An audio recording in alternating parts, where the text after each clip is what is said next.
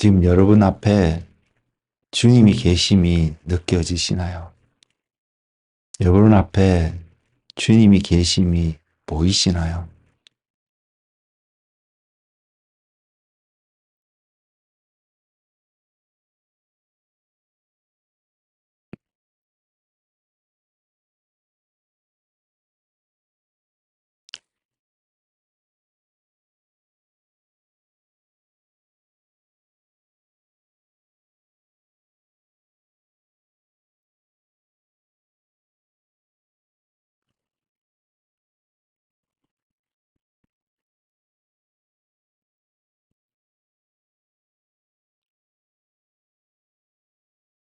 주님,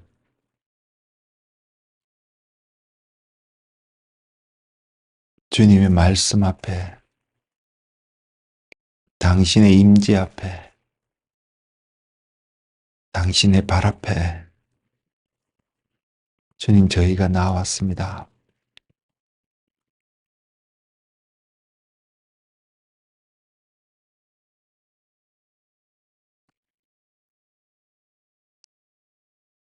주님 이 시간 우리 눈에 안약을 주셔서 우리 눈에 있는 비늘을 벗기셔서 주님을 보게 하여 주옵소서. 우리가 어디에서 어떠한 모습으로 어떻게 있든지 항상 함께하고 계시는 당신을 볼 수 있는 눈을 허락하여 주옵소서. 그래서 주님 앞에 살아가는 한 사람 되기를 원합니다. 주님을 기억하는 한 명이 되기를 원하고, 주님을 경배하는 한 사람이 되기를 원하고, 주님을 예배하는 한 사람이 되기를 원해서 주님이 우리 안에, 우리가 주님 안에서 온전히 발견되어지는 한 명이 되고 공동체가 되기를 소망합니다.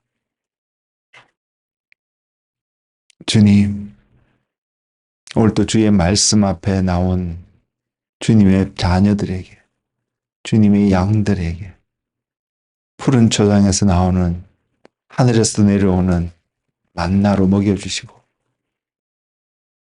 하나님, 그래서 하나님 이름의 아름다움을, 그 하나님 임재의 존귀함을, 풍성함을 보고 경험하는 시간 되도록 인도하여 주옵소서. 예수님 이름으로 기도드렸습니다. 아멘. 여러분 성경을 갖고 계시면 잠언서입니다. 잠언서 1장입니다.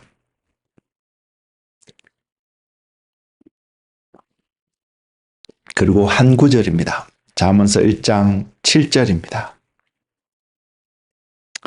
암기하시는 분들도 계실 수 있을 거라고 생각하는데, 잠언서 1장 7절입니다.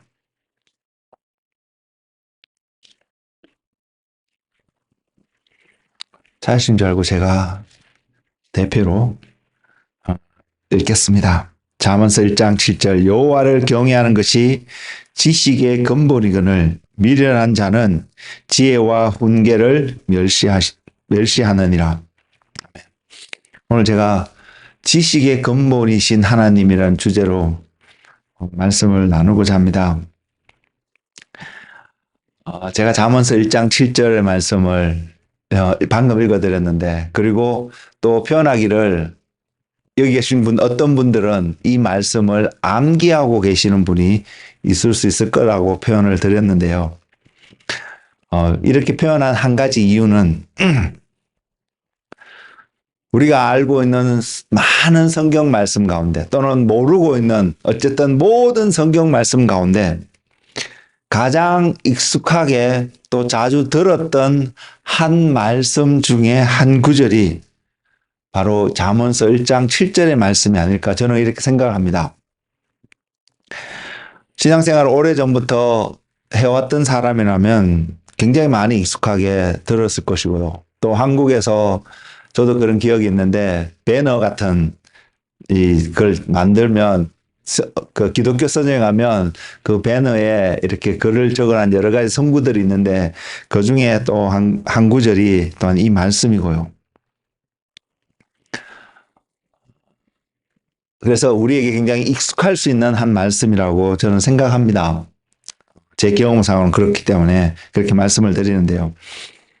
그래서 어쩌면 우리가 알고 있는 말씀인데 오늘 말씀을 준비하면서 제 안에 어떠한 느낌이 있었냐면 성경에 있는 어떠한 구절보다도 더 심오하고 깊이가 있는 말씀이구나라는 느낌을 갖게 되었습니다. 그리고 그러한 말씀에도 불구하고 심오하고 깊이가 있는 말씀임에도 불구하고 어쩌면 저와 여러분이 제대로 알지 못하는 말씀이 아닐까 이런 생각이 또한 동시에 들었습니다.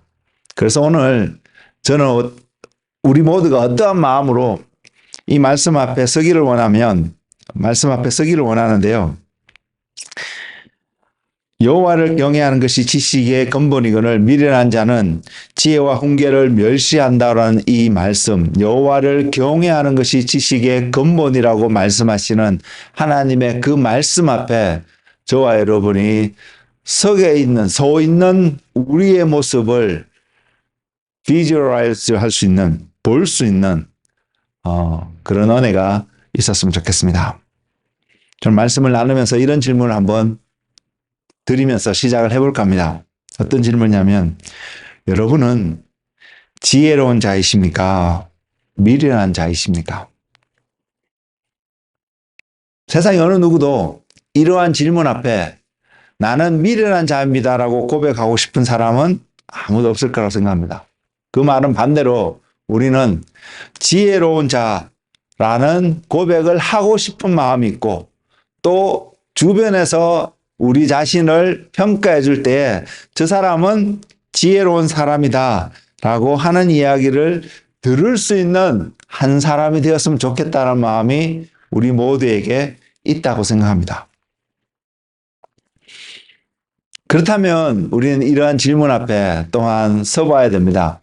우리는 정말로 지혜로운 자가 되기를 원한다면, 지혜로운 모습을 나타내는 한 사람이 되기를 원한다면 저와 여러분은 얼마만큼 그 지혜를 얻기 위해서 간절함을 가지고 또한 마음을 쏟고 우리가 할 수 있는 어떤 노력에 최대한의 경주를 하는 사람일까요? 여러분 자신을 어떻게 평가할 수 있을까요?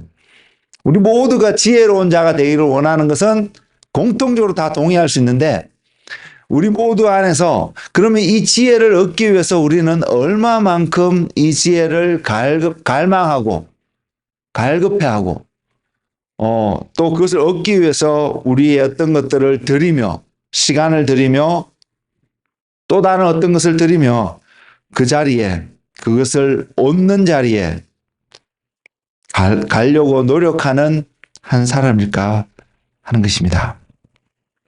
과거에 제가 기억하기에는 저는 제 삶 속에 교회와 집과 학교에는 전혀 없었던 사람이거든요. 그래서 어릴 때부터 제가 신앙생활을 잘했든 못했든 그걸 떠나갖고 제 삶 속에서는 항상 그랬습니다. 그랬기 때문에 교회에서 자라왔기 때문에 이런 이야기를 참 많이 들었거든요. 그래서 표현을 한다면 과거의 이 말씀 여호와를 경외하는 것이 지식의 근본이라고 표현하는 잠언서 1장의 말씀은 특별하게 학생들을 대상으로 굉장히 많이 선포되어진 말씀 중에 하나라고 생각합니다. 그리고 제가 기억하기는 제 기억이기 때문에 제 경험이기 때문에 항상 옳은 건 아닙니다만 그러나 제가 경험하고 기억한 그 내용 속에서는 이 말씀을 통해서 하나님을 알고 하나님을 경외하고 하나님을 배우는 일이 너무나도 소중하다라고 가르침을 받았던 그 기억보다는 그런 것보다는 공부를 열심히 하기 위해서 또는 공부의 그 성적을 잘 맞기 위해서 또 좋은 대학에 가기 위해서 어떤 좋은 어떤 결과를 얻기 위해서 이 말씀을 인용하고 그러니까 열심히 공부해라 뭐 그런 표현을 했던 그런 기억들이 있습니다. 그런 들었던 기억들이 있습니다. 그것에 초점을 맞추고 있었던 그래서 지혜를 얻는 어떤 자리에 가야 되는 어떤 그런 부분들을 이야기하는 말씀을 들었던 기억이 있습니다. 여러분 어떨지 모르겠습니다. 그러나 조금만 생각을 해봐도 하나님께서 솔로몬을 통하여서 학생들이 공부를 잘할 수 있도록 그 비결을 알려주기 위해서 이 말씀을 기록하고 전하고 있다라고 생각하기가 쉽지는 않습니다. 저는 그렇게 생각하지 않습니다. 하나님이 그 목적으로 이 말씀을 우리에게 기록하고 전하셨다라고 생각하지는 않습니다. 그렇지만 하나님의 말씀을 통해서 종종 우리의 일상의 삶 속에서 굉장히 많은 유익을 또한 얻기도 합니다. 그 말은 무엇이냐면 공부를 잘할 수 있는 비결이 하나님을 경외하는 가운데도 분명히 있습니다. 세상에서 좋은 대학을 갈 수 있는 비결이 또한 이 안에서도 분명히 있습니다. 그럼 목적은 그것이 목적이기 때문에 주는 것은 아니라는 것을 분명히 말씀드리고자 합니다.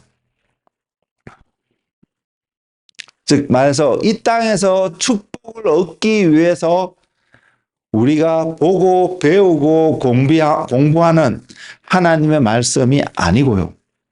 그것만이 아니고요.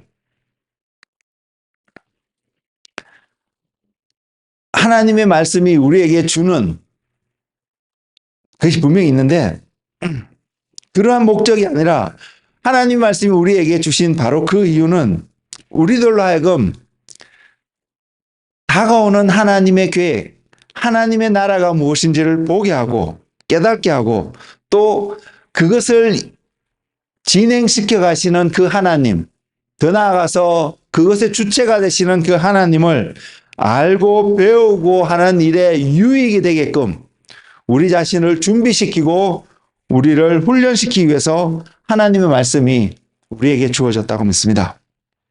그래서 그 모든 과정을 통해서 저와 여러분 삶 속에 무엇이 남겨질 수 있냐면 하나님을 아는 지식, 하나님과 어떠한 관계를 맺어갈 수 있는 그 삶, 그 마음, 그것이 우리가 말씀을 대하는 가장 기본적인 태도가 아닐까 생각합니다. 오늘 본문 말씀도 그러한 마음으로 이 말씀 앞에 우리가 서기를 원하고요. 저는 이 말씀을 지난 토요일 날 어제 받게 되었는데 이 말씀을 준비하면서 굉장히 스트러글 하게 되었습니다. 그 이유 중에 하나가 이 표현을 할까 말까 굉장히 망설였는데 이야기를 하고 지나가면서 좀 더 자연스러운 것 같아서 그 표현을 드리고자 합니다. 제가 어제 말씀을 준비하면서 굉장히 스트러글 했던 한 이유 중에 하나는 저기에 있는 한 형제 때문입니다. 제 아들이기도 한데요. 토니가 오스트레일리아를 다음 주 주일날 출발을 하게 되는데 가기 전에 집에 와서 하나님께 함께 예배 드리고 가고 싶다라는 표현을 했었습니다. 그리고 통화를 하고 대화를 하는 과정 가운데 저에게 이런 질문을 하고 이것을 요청했습니다. 무엇을 요청했냐면 주님의 아름다움이 뭐예요? 주님의 아름다움에 대해서 좀 설명해 주세요.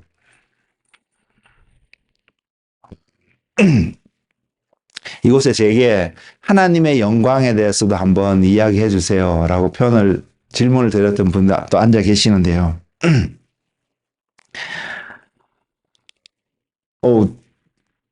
어제 제 아들이 이제 집에 오기로 이제 온다는 이야기를 오는 것을 알고 있고 그것을 생각하고 또 말씀을 준비하고 있는데 이게 제 마음에 걸리더라고요.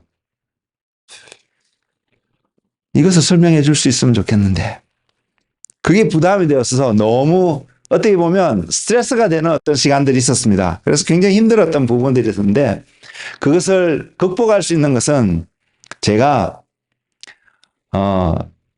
가깝고 작게는 아들에게 또한 여러분들에게 어떠한 말씀을 전하기 위해서 이 자리에 서 있지 않습니다. 물론 지금의 모든 모습이 제가 여러분에게 어떤 말씀을 딜리버리 하는 건 사실이지만 저의 가장 기본적인 태도는 하나님이 원하시는, 하나님이 기뻐하시는 어떠한 메시지를 전달하는 것에 있지 여러분들이 기대하고 바라보고 듣기를 원하는 어떠한 주제나 메시지를 전하는 것에 저의 초점이 맞춰 있지 않다는 사실입니다. 그러면서 도저히 어떤 말씀을 전해야 할지 몰라서 분위기 전환도 할 겸 이제 씻으러 오고 이제 샤워하려고 들어갔는데 아침 일찍이 그때 하나님이 그런 말씀을 주시는 거예요. 이 말씀을 주시는 거예요. 이 말씀을. 그 모든 것을 내려놓고 내가 하나님이 원하시는 어떠한 것을 전하는 것이 맞는 거야 라고 분위기 전환하는 차원에서 상황을 조금 바꾸니까 하나님께서 이 말씀을 제 마음속에 제 영 가운데 떨구어 주셨습니다. 그래서 그것이 잠언서 1장 7절의 말씀이고요. 그래서 하나님이 모든 지혜의 근본이시며 모든 지식의 근본이신 그 부분을 되게 깨달아졌던 한 부분을 여러분에게 설명을 조금 하고자 하는데요. 우리는 이런 표현을 정말 합니다. 하나님이 지혜의 근본이시고 하나님이 지식의 근본이시며 하나님이 모든 그 만물의 근본이시라는 표현을 우리가 분명히 합니다. 그럼에도 불구하고 우리가 이런 표현들을 함에도 불구하고 입술로 이야기를 함에도 불구하고 종종 우리는 우리의 삶은요 그런 것에 합당하지 않는 우리의 모습을 발견하지 않나요? 우리가 그런 모습을 보게 되지 않나요?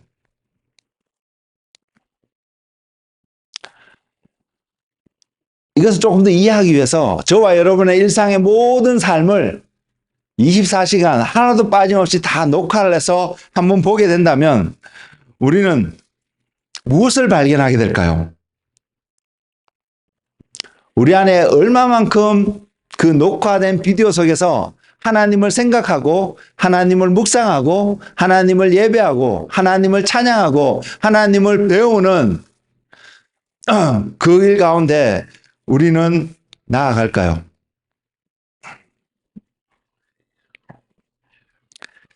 그것을 바라본다면 굉장히 부끄러운 우리의 모습을 종종 보게 되지 않을까 이렇게 생각을 해보게 됩니다.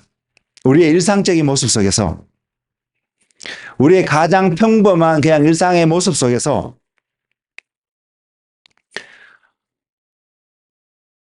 쉽게 드러나는 우리의 모습을 정직하게 고백해보면 하나님이 그림자인 것처럼 하나님이 계시다고 고백을 하고 있음에도 불구하고 이야기하는 부분이 있음에도 불구하고 우리가 종종 느끼는 것은 우리의 일상 속에서 발견하는 우리의 모습은 하나님이 계시지 않는 그런 모습을 발견하고 있지 않나요? 그게 우리의 모습이다라고 말하는 것이 정직한 고백이 아닐까 생각을 합니다. 그럼에도 불구하고요. 우리는 이러한 모습이 많이 나타난 모습에도 불구하고요. 그럼에도 불구하고 하나님은 계속해서 우리에게 하나님이 살아계심을 증거하고 계시다는 사실입니다. 하나님이 어떠한 계획을 가지고 그 계획을 이렇게 실행할 거야, 이 계획이 이렇게 진행되어져 갈 거야 라고 그렇게 말씀하시는 하나님을 우리는 종종 발견할 수 있습니다. 끊임없이 그것을 이야기하고 계시는 하나님을 말합니다. 그래서 저와 여러분에게 그러한 은혜가 넘치기를 원합니다. 어떠한 은혜냐면 하나님을 믿는다고 우리가 고백하는 하나님의 살아계심을 고백하는 저와 여러분의 삶이 고백하는 고백하는 그대로 그래서 하나님의 그 일 가운데 온전히 참여하시는 은혜가 우리의 삶 가운데 충만하기를 예수님의 이름으로 축복을 드립니다. 만물의 근본이신 하나님. 오늘 이 본문의 말씀은 바로 그 하나님을 이야기하고 있습니다. 지식의 근본이 되신 하나님, 지혜의 근원이 되시는 그 하나님. 그 말은 우리 이걸 고백할 수 있습니다.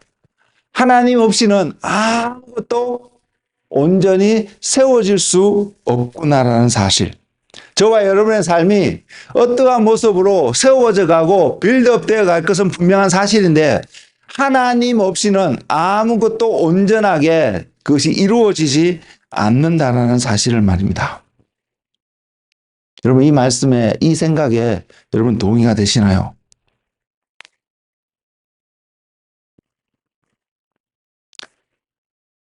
그걸 관점을 통해서 우리의 가정들을 한번 볼 수 있기를 원합니다. 이 표현을 하는 저 자신도 자랑스럽게 이야기할 수 있는 그러한 한 사람은 분명히 아닙니다. 그럼에도 불구하고 한번 보기를 원합니다. 부모들은 여기 부모이신 분들도 계시는데 자녀들을 바라보면서 나의 자녀들이 정말로 하나님 중심으로 하나님을 배우는 삶, 하나님을 아는 삶으로 온전히 살아가고 있다고 부모님들은 생각을 하시나요? 반대로 여기 자녀들도 있을 텐데 저도 누군가의 자녀이기도 하고요. 부모님을 바라보면서 나의 부모님은 참으로 하나님을 경외하고 하나님을 소중히 여기고 하나님께 순종하는 온전한 삶을 살아가고 있는 분이라는 생각이 자녀들 안에는 드나요? 모르겠습니다. 서로가 서로를 생각해 보면서 이 말씀 앞에, 이 질문 앞에 쓴다면 우리는 우리의 자녀에게 또한 우리의 부모님에게 몇 점의 점수를 줄 수 있는 어떤 면에서 하나님을 경외하는, 하나님을 배우고 아는 일에 살아가시는 그들의 삶, 자녀들의 삶을 보면서 우리는 몇 점의 점수를 줄 수 있을까요? 저는 그런 생각을 종종 해보거든요. 그러면서 그런 고민을 또 해봅니다. 과연 어떠한 시스템이 우리 삶 가운데 온전히 세워져 있으면, 그래서 만들어 놓고 적용을 할 수 있으면 우리가 하나님을 정말로 온전히 경외하는 삶을 살아갈 수 있을까? 과연 그런 시스템이 존재할 수 있을까? 저는 그런 생각을 해보는데 혹시 여러분은 어떠세요? 여러분 삶을 바라보면서 나는 어떻게 하면, 나는 어떠한 환경 속에, 제가 조금 전에 표현드렸지만 어떠한 시스템 속에 내 자신이 들어있는 모습을 보면 나는 하나님을 항상 바라보고 경외하고 하나님을 배우고 하나님을 아는 어떠한 그런 형태의 삶을 살아갈 수 있을까? 그런 모습에 여러분은 얼마나 관심이 있으세요? 우리의 모습 어쩌면 이러한 모습이 더 환하게 나타나지 않을까 생각해 봅니다. 교회에 오면 한 번쯤 생각해 보는 하나님. 그런 이야기를 듣게 되면 말씀을 한번 펼쳐보는 수 있는 어떤 모습. 그러나 교회 밖에서는 하나님을 생각하기에는 세상에서 우리의 삶을 이끌어가고 세상에서 우리의 삶을 어떻게 만들어가는 세상의 어떤 시스템들이 너무나 거대하게 다가와서 우리는 하나님을 종종 잊어버리고 바쁘게 그 시스템 속에 그 흐름 속에서 우리의 삶을 영위하고 세워가기 위해서 몸부림치고 노력하고 있는 어떠한 모습들이 우리는 더 많이 보이지 않나요? 저는 그런 생각이 들었거든요. 말씀을 준비하면서. 그러면서 이런 생각이 또한 들었습니다.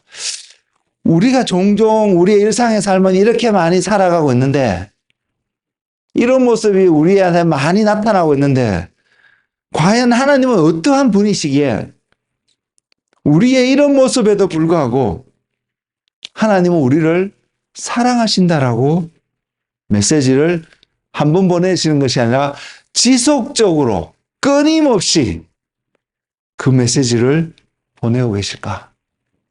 과연 그분은 어떠한 분이실까? 어떠한 분이기에 우리는 어떤 특정한 기간에만 하나님께 관심이 있고 하나님을 사랑하고 하나님을 예배한다고 표현하고 있는 것이 우리 삶 속에 일반적으로 많이 나타나는 모습이고, 대다수의 삶은 하나님을 잊고 살아가는 듯한 모습이 우리 안에 많이 있는데, 그럼에도 불구하고 우리의 모습은 이름에도 불구하고 하나님은 어떠한 분이시기에 지속적으로 계속적으로 끊임없이 우리를 기다리고 있다고 말씀하시며 나를 사랑한다고 말씀하고 계시는 분이실까? 저를 포함해서요, 이곳에 계신 모든 분들 안에 우리의 삶 속에 하나님을 정말로 지속적으로 생각할 수 있는, 끊임없이 생각할 수 있는 그러한 동기를 부여해주는 수많은 일들이 저와 여러분 삶 속에 많이 있었으면 좋겠습니다. 그리고 이 기도가 응답되려면, 그래서 이 기도가 응답되려면 어떤 기도요? 항상 끊임없이 하나님을 생각하고 묵상하고 하나님을 배우고 알아가는 일에 열심을 낼 수 있는 어떤 우리의 삶, 이 기도가 응답되려면 우리는 언제 어떠한 모습 속에서 하나님을 많이 생각하게 될까요? 우리가 일반적으로 하나님을 많이 찾는 우리의 일상의 모습, 하나님께 나와서 열심히 기도하고 있는 우리의 일상의 모습, 일반적인 그 모습은 아마 우리가 어떠한 고난 가운데, 좋게 표현해서 고난이고요, 조금 가볍게 표현하면 어려움 가운데 우리가 놓여 있을 때에 하나님을 열심히 찾고 있는 우리의 모습이 일상적인 우리의 모습이 아닐까 생각이 되어집니다. 어떠신가요? 그러면 그 어려움은, 고난은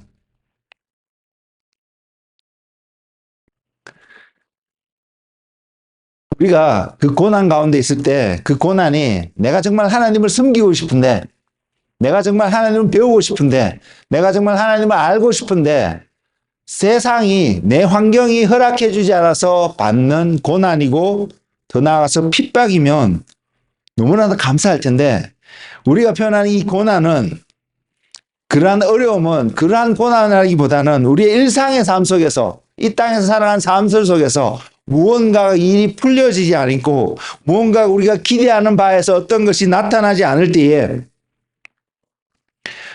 우리가 힘들어하는 과정 속에서 하나님을 찾게 되는 모습들이 우리의 일상의 모습이 아닐까, 우리가 종종 쉽게 경험하는 우리의 모습이 아닐까 생각이 되어집니다.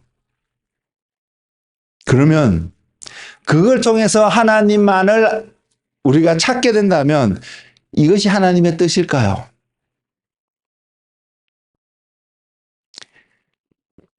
이것이 오늘 본문 말씀에서 표현하고자 하는 하나님의 온전한 뜻일까요? 저는 이런 생각이 들더라고요. 만일 그러한 어려움만을 통해서 우리가 하나님을 찾게 되는 한 사람의 삶이 된다면 우리는, 우리의 믿음이 하나님께 있는 것이 아니라 우리의 믿음이 그 고난, 어려움 가운데 있다라고 표현할 수 있지 않을까 말입니다. 그렇게 생각이 들었습니다. 왜? 믿음이라는 것 자체는, 우리가 믿음이 있으면 그 믿음은 하나님을 바라보게 하고요, 하나님을 앞에 가게 하고요, 하나님을 구하게 하는 것이거든요. 믿음이라는 것 자체는. 근데 고난만이, 예를 들자면 그렇습니다. 고난만이 우리가 하나님을 바라보게 하는 게 우리의 삶이라면 우리의 믿음은 그 고난 가운데 있지 않은가, 이런 표현을 하는 것입니다. 그렇게 표현하는 사람들도 종종 만나봅니다. 이야기도 듣습니다. 책을 통해서도 그런 표현들을 하고 있는 사람들을 바라봅니다. 어떤 사람이냐면, 고난 가운데, 어려움 가운데 있는 사람들이 표현하기를, 하나님께서 나에게 무언가를 가르쳐 주기 위해서, 뭔가를 말씀하기 위해서 나를 이런 고난 가운데 두셨다라고 말입니다. 근데 제 개인적으로는 그런 사람들 몇 번 만나본 적이 있고 이야기 들은 적이 있는데요. 그런 사람들 중에 한 사람도 그러면 하나님이 뭔가를 가르쳐 주기 위해서 고난 가운데 있으면 그 고난 가운데 있는 거 있으면서 하나님이 무엇을 가르쳐 줄까? 내가 하나님께 무엇을 배워야 될까라고 고민하고 하나님 앞에 나아가는 사람들은 본 적이 없습니다. 하나님 앞에 나와서 하나님 이 고난을 이 어려움을 빨리 지나가게 해주세요 라고 기도는 해도 하나님 이것을 통해서 무엇을 배우기를 원하세요? 라고 기도하고 그것을 찾는 사람들은 전 개인적으로 보지를 못했다는 사실입니다. 그렇다면 제가 만났던 제가 알았던 경험 속에 있는 그런 사람들은 그런 고백은 할지 모르지만 그런 표현을 할지는 모르지만 그들의 본 마음은 그것이 아니라는 것입니다. 저는 이곳에 계신 여러분들도 그런 표현들을 안 하시는 한 분 한 분 되셨으면 좋겠습니다. 정직하게 고백하기를 원합니다. 내가 정말로 그 고난을 통해서 하나님께서 뭔가를 배우기를 원한다고 믿으신다면 그러면 고난을 벗어나기 위해서 여러분 노력하시고 기도하시는 것이 아니라 하나님이 무엇을 가르쳐 주실까? 하나님 내게 주시고자 하는 그 교훈을 내가 얻게 될 때에 우리는 분명히 그 고난을 벗어나게 될 것이기 때문에 그 교훈을 배우고 그 교훈을 얻는 자리에 우리가 나아갈 수 있는 한 분 한 분 되기를 원합니다. 그것이 맞는 말이 아닐까요? 그것이 정직한 고백 아닐까요? 근데 종종 우리는 그러지 않는 우리의 모습을 발견합니다. 왜 그런 모습이 발견할까요? 하나님이 저에게 이런 마음을 주셨습니다. 이러한 삶이 반복되는 이유. 우리가 교회에서 말씀을 듣고 또 오늘 나는 유튜브를 통해서 말씀을 듣고 또 말씀도 보고 수련회도 가고 이렇게 하면 그렇지 하나님 앞에 나아가야지 하나님을 구하고 하나님을 배우는 삶을 살아야지 이렇게 했다가도 세상 가운데 일상의 삶으로 돌아가면 우리의 일상이 하나님을 배우고 아는 일에 거하는 삶이 되어야 되는데 솔직히 우리의 삶을 보면 우리의 일상이 그러지 않는 우리의 모습들을 바라보면서 그래서 이러한 삶이 반복되어지는 이유를 하나님이 제게 주신 마음은 하나님을 너무 모르기 때문이라는 마음을 주셨습니다. 그리고요, 하나님을 모르는데도 내가 하나님을 모르는 것에 대한 두려움이라고 표현할까요? 그래서 하나님을 아는 일에, 그래서 하나님을 알아야겠구나, 내가 하나님을 아는 자리에 나가야겠구나 하는 마음조차도, 그 관심조차도 별로 갖지 않는 것이 우리들의 모습이라는 마음을 주셨습니다.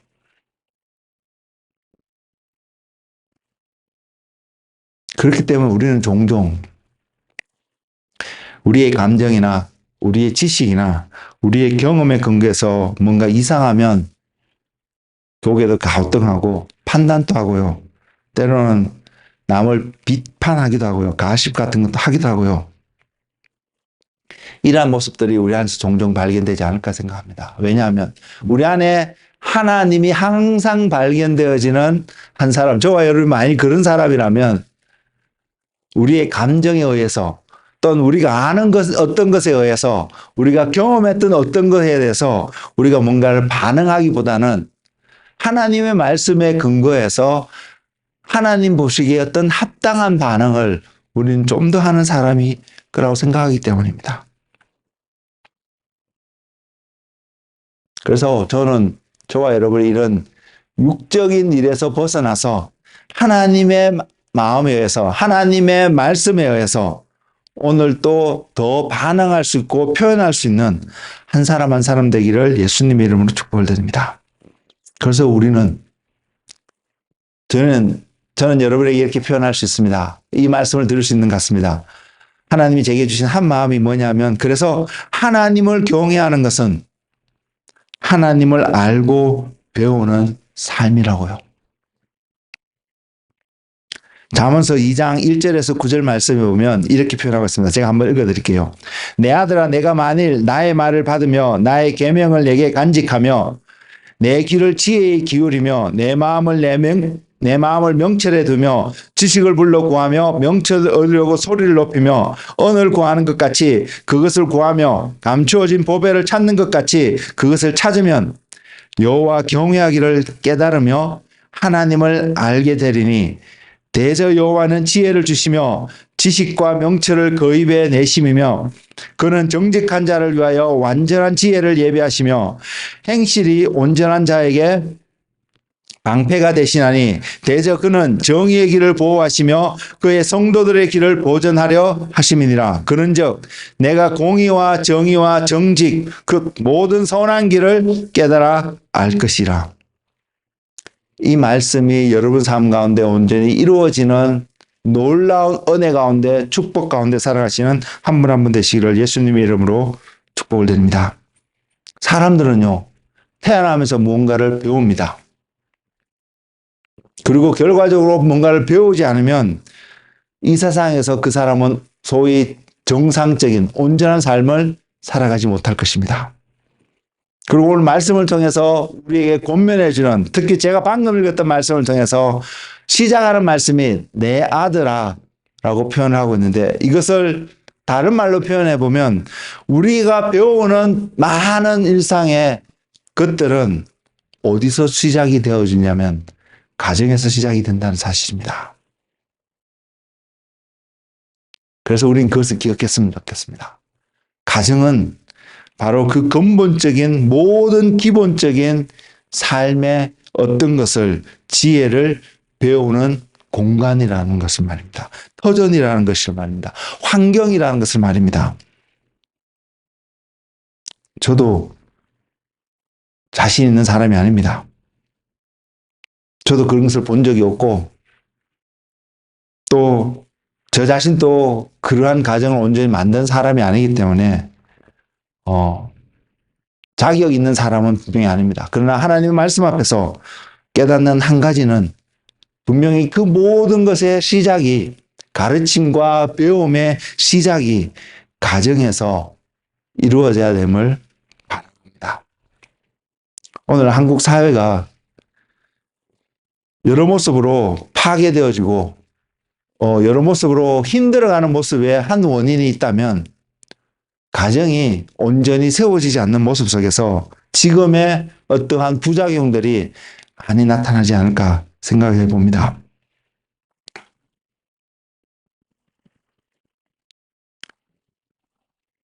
원하든 원하지 않든 한국 사회에 나타난 한 모습을 보면 이렇게 평가할 수 있는 것 같은데, 부모가 자녀를 양육하고 교육하고 가르치는 그 일을 부모가 직접 열심을 내서 주관이 돼서 중심이 되어서 하기보다는 사회에, 국가에 맡기는 그러한 모습 또는 그런 시스템이 지금의 오늘 한국 사회가 경험하고 있는 여러 가지 부작용, 또는 한국 사회뿐만 아닙니다. 모든 사회가 경험하는 많은 부작용의 한 원인이 그곳에 있지 않을까 이렇게 생각을 해보게 됩니다.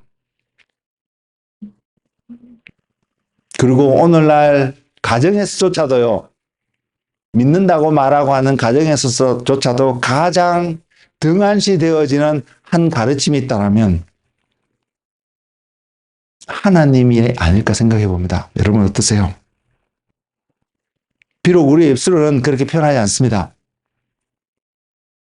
그럼에도 불구하고 우리의 삶 속에서 우리의 가정의 생활을 가만히 살펴보면 우리는 하나님을 가르치고 하나님을 이야기하고 하나님을 보여주고 하나님을 경험하는 우리의 가정을 만들지 못하는 저와 여러분의 모습을 쉽게 떠올릴 수 있지 않을까요?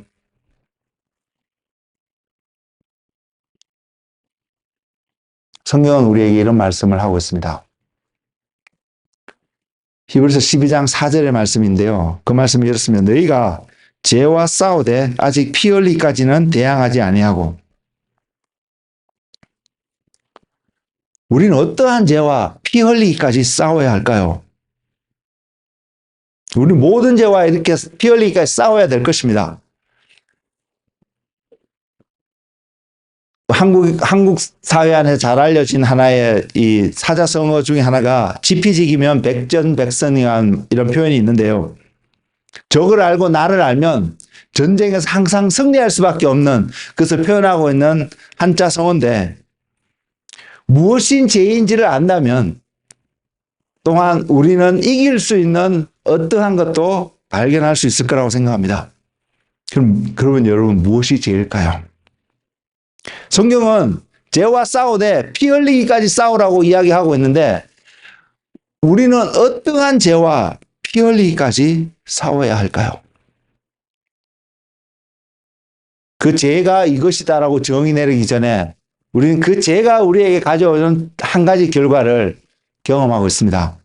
그것이 뭐냐면, 우리 안에 죄가 있으면 있을수록 우리는 하나님과 멀어질 수밖에 없다는 사실입니다. 그렇지 않나요?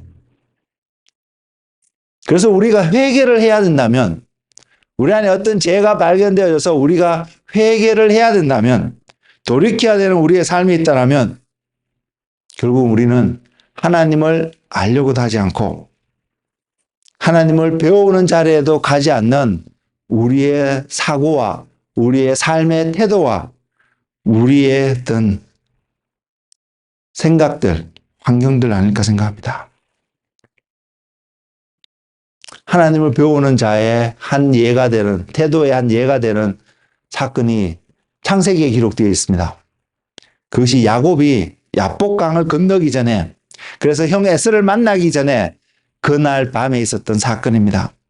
천사를 만나서 밤새도록 씨름했던 그 야곱의 그 태도, 그 태도가 오늘 우리에게 다시 한번 세워져야 되는 태도가 아닐까 생각을 합니다. 죄와 싸울 때에, 다시 말해서 죄와 싸우는데 결국은 우리가 무엇과 스트러글하고 우리가 무엇을 시간을 쫓고 우리가 무엇을 향해서 관심을 쏟고 나아가야 되냐면, 죄는 우리로 하여금 하나님과 멀어지게 하기 때문에, 하나님과 어떻게 하면 내가 가까이 갈 수 있을까?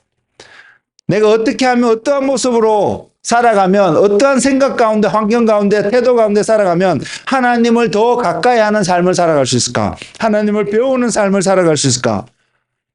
이 삶 가운데 우리는 피 흘리기까지 끝까지 붙잡고 나를 축복하지 않으면 보내줄 수 없습니다라고 고백했던 야곱의 태도, 히브리서 기자가 우리에게 증거하고 있는, 너희는 죄와 싸우되 피 흘리기까지 싸우지 않는, 그래서 피 흘리기까지 정말로 목숨 걸고 싸워야 될 한 영역이 있다라면 무엇을 하지 말아야지, 이것이 아니라 내가 하나님을 아는 자리에, 하나님을 배우는 자리에 열심히 나아가는 그런 우리의 삶의 모습이 아닐까요?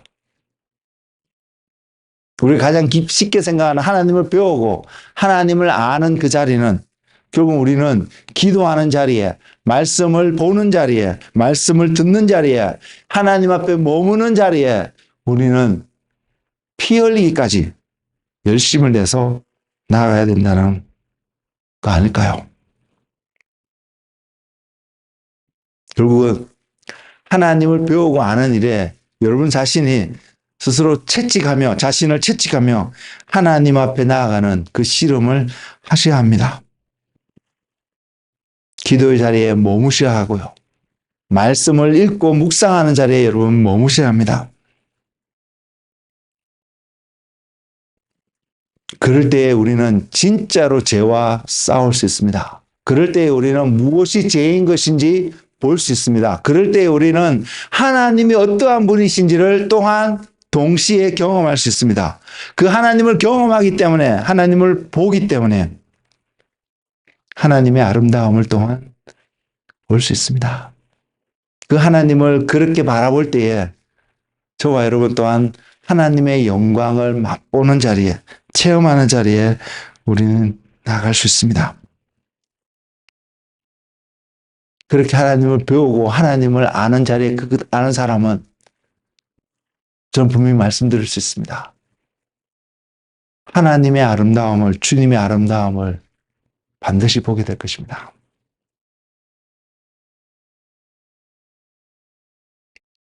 저는 제 언어로 표현할 수가 없습니다. 제가 경험하는 그분의 아름다움은. 근데 그분의 아름다움은 제가 표현해 보면 너무나도 완전하여서 부족함이 없는 그분의 어떤 모습입니다. 그래서 그분을 보면 사랑할 수밖에 없고요. 그분을 바라보면 예배할 수밖에 없고요. 그분 앞에 나아가면 머물 수밖에 없고 그곳에 머물기 위해서 몸부림칠 수밖에 없는 것이 그분인 것은 분명한 사실입니다. 이렇게 고백하는 저도 육신 가운데 사는 저이기 때문에 여전히 넘어지고 힘들어하는 저 자신 모습을 바라봅니다. 그래서 아는 것은 이 싸움이 정말로 피 흘리기까지 싸워야 되는 싸움이구나. 외로운 싸움이구나. 아무도 어쩌면 함께 해줄 수 없는 싸움이라 할지라도 가야 되는 싸움이구나. 그 많은 가치가 있기 때문에요. 하나님은 그러한 싸움을 통해서 얻을 만한, 바라볼 만한, 나아갈 만한, 경험할 만한 그런 분이시기 때문입니다.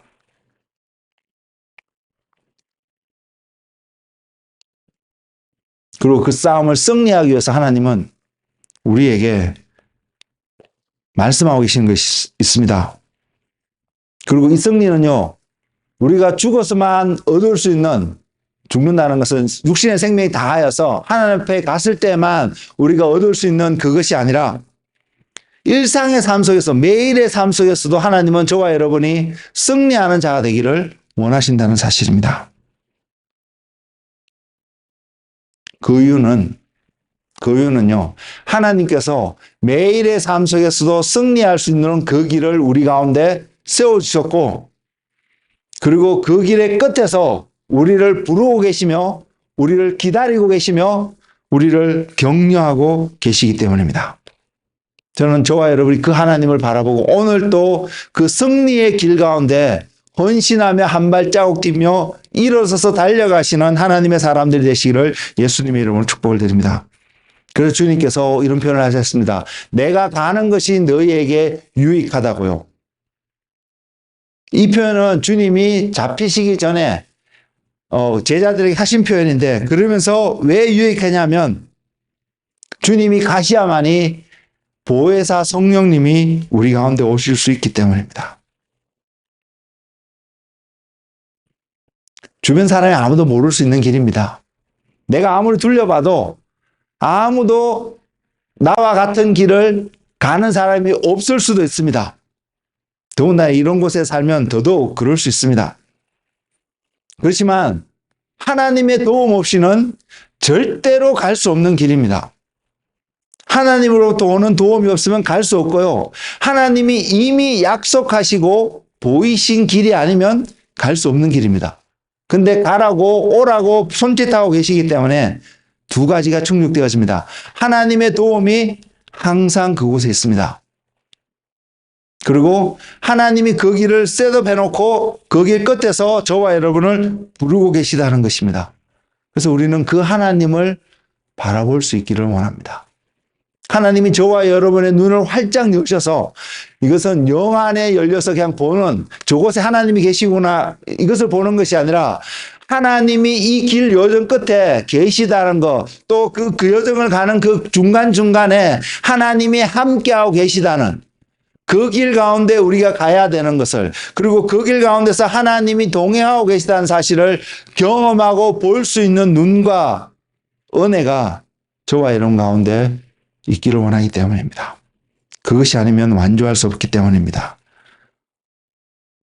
그래서 성령님이 우리에게 찾아오셨습니다. 주님이 가시고 성령님을 우리 가운데 보내주셨습니다. 그 일을 완수하게끔 하시기 위해서. 그래서 주님이 말씀하셨습니다. 내가 너희를 고아와 같이 버려두지 않겠다고요. 물론 이 말씀은 다시 오실 주님을 이야기하고 있기도 하지만, 또한 그 다시 오실 주님을 기다리며 살아가는 우리의 삶 속에서도 혼자가 아닌 것을 약속하고 계시는 주님의 말씀입니다. 그래서 그 보혜사 성령님이 우리에게 오셔서 우리가 함께 하심으로 저와 여러분은 무엇을 하냐면 하나님을 경외하고 하나님을 배우는 그 삶을 살아갈 수 있도록 인도하실 것입니다. 우리가 그 하나님을, 그 성령님을 바라보고 오늘 또 그런 은혜 자리에 걸어가는 한 분 한 분 되시기를 원합니다. 하나님을 경험하는데 유일하신 참 하나님, 거룩하신 하나님을 경험하는 여러분의 삶이 되시기를 주님의 이름으로 축복을 드립니다. 구약에 선지자들이 있습니다. 그 선지자들 중에 예수님에 대해서 가장 많은 이야기, 예언을 하고 있는 선지자 한 사람을 꼽으라면 아마 이사야 선지자가 그 중에 한 사람일 거라고 생각합니다. 그리고 이사야 선지자의 삶 중에 다른 곳에서는 잘 표현하고 있지 않지만 그의 삶 속에 표현하고 있는 한 경험이 뭐냐면 거룩하신 하나님을 뵙는 이사야였습니다. 예배, 하나님을 예배하는 그 예배 자리에 그것을 경험하는 이사야였습니다. 그것을 통해서 이사야는 예수님에 대해서 누구보다도 많은 이야기들을 예언하고 증거했던 한 사람이었기 때문입니다. 왜? 거룩하신 하나님을 대면할 수 있었기 때문에요. 저와 여러분의 동일한 은혜가 있기를 원합니다. 거룩하신 하나님을 대면하는 은혜가 우리 가운데 충만하기를 원합니다. 그러면 우리는 하나님을 더 정확하게, 더 많이, 더 풍성하게 배우고 알 수 있기 때문입니다. 하나님께 가까이 가는 삶을 살면 살수록 우리는 분명히 예수님을 더 깊이 아는 한 사람이 될 것입니다. 그것이 우리의 삶 가운데 나타나는 최고의 축복이고 은혜이기를 원합니다. 요한복음 14장 16절에서 21절은 이렇게 증거하고 있습니다. 내가 아버지께 구하겠으니 그가 또 다른 보혜사를 너희에게 주사 영원토록 너희와 함께 있게 하리니 그는 진리의 영이라.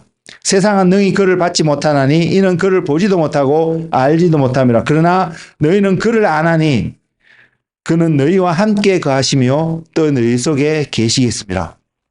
생각해 보십시오. 보혜사 성령님이 여러분 안에 계시면 그분은 진리의 영이기 때문에 세상은 그를 알지 못하지만 우리는 그분을 알 수 있다고 말하고 있습니다. 무엇을 할까요?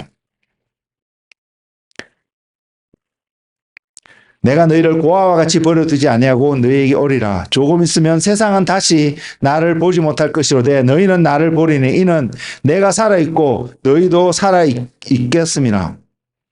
그날에는 내가 아버지 안에 너희가 내 안에 내가 너희 안에 있는 것을 너희가 알리라. 나의 계명을 지키는 자라야 나를 사랑하는 자니 나를 사랑한 자는 내 아버지께 사랑을 받을 것이요 나도 그를 사랑하여 그에게 나를 나타내리라.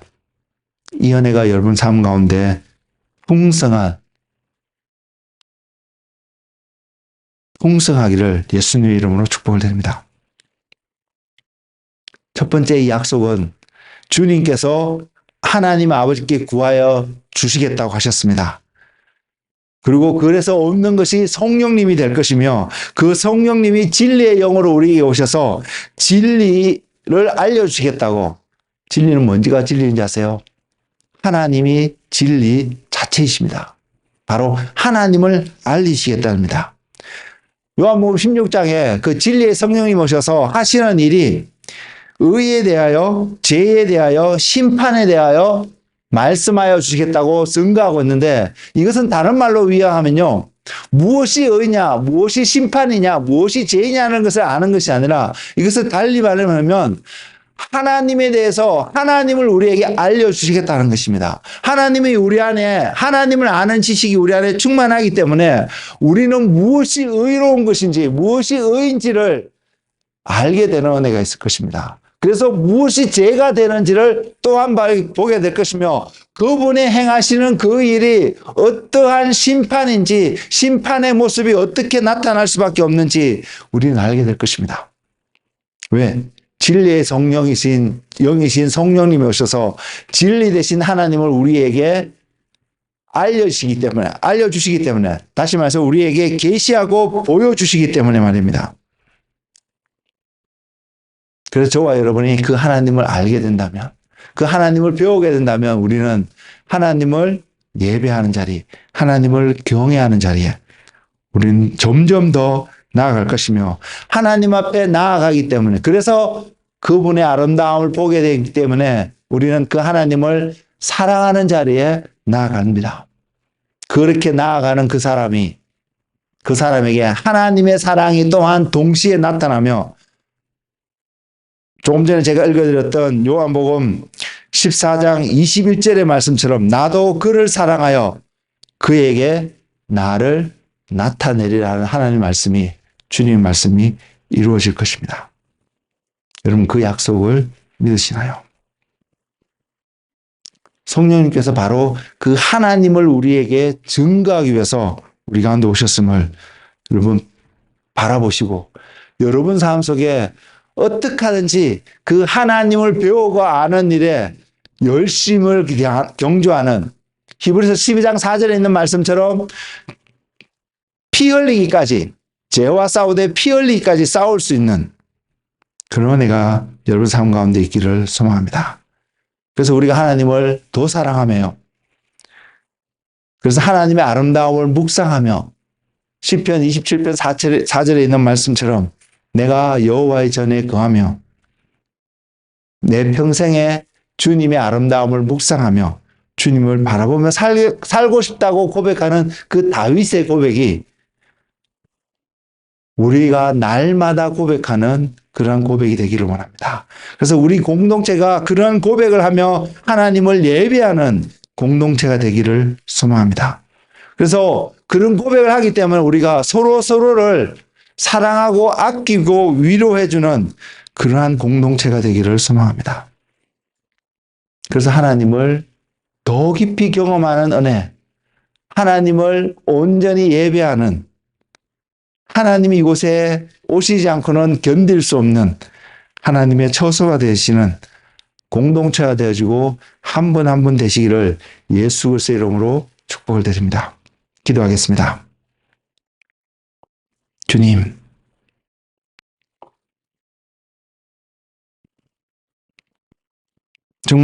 정말로 주님 우리의 눈이 열려서 주님의 아름다움을 보고 주님을 배우고 주님을 아는 일에 열심을 다하는 우리가 되기를 소망합니다. 그래서 우리 안에 하나님의 임재가 충만한 믿음의 한 사람이 되기를 소망합니다.